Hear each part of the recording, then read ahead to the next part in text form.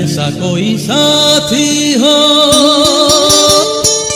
ऐसा कोई प्रेमी हो, प्यास दिल की बुझा जाए। শ্রদ্ধেয় কিশোর কুমারের তুলনা শুধু তিনি নিজেই।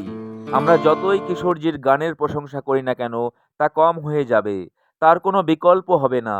কিশোর কুমার তার সুরের ঝংকার দিয়ে উপমহাদেশের সমস্ত মানুষকে অতীত থেকে বর্তমান আজও বিভোর করে রেখেছেন। नीले नीले अंबर पर चांद जब आए, प्यार बरसाए। সঙ্গীতে কোনো প্রথাগত প্রশিক্ষণ সেভাবে না থাকলেও যে কোনো গান কিশোরদার কণ্ঠে হয়ে উঠত জীবন্ত।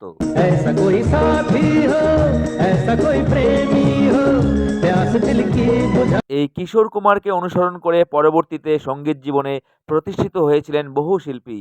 এই প্রতিষ্ঠিত শিল্পীদের মধ্যে অন্যতম হলেন আমাদের বাংলার দুই সিঙ্গার। তাদের একজন হলেন গায়ক অভিজিৎ ভট্টাচার্য, तौबा तुम्हारे ये इशारे, हम तो दीवाने। আর অপরজন হলেন সবার প্রিয় মেলোডি কিং কুমার শানু। मेरा दिल भी कितना पागल है, ये प्यार तो।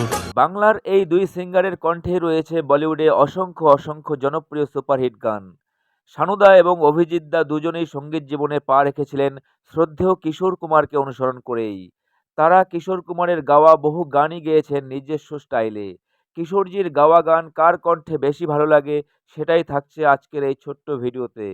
সো মিউজিক লাভার বন্ধুরা, আর দেরি না করে শোনা যাক শ্রদ্ধেয় কিশোরজির গাওয়া একটি বিখ্যাত গান, প্রথমে অভিজিৎ দা এবং পরে শানুদার কণ্ঠে তাদের নিজস্ব স্টাইলে। नीले नीले अंबर पर चांद जब आए, प्यार बरसाए। এই জনপ্রিয় গানটি অভিজিৎ দার কণ্ঠে শুনতে কেমন লাগছে আপনাদের? ऐसा कोई साथी हो, ऐसा कोई प्रेमी हो, प्यास दिल की बुझा। এবারে শুনুন শানুদার কণ্ঠে সেই জনপ্রিয় গানটি। नीले अंबर पर चांद जब आए, प्यार बरसाए।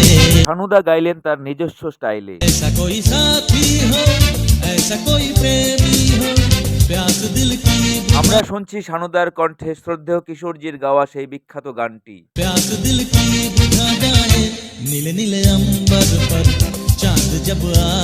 তো কিশোরদার গাওয়া গান কার কণ্ঠে বেশি ভালো লাগলো অবশ্যই জানাবেন কমেন্ট বক্সে। ऐसा कोई साथी हो, ऐसा कोई प्रेमी हो, प्यास दिल की बुझा जाए।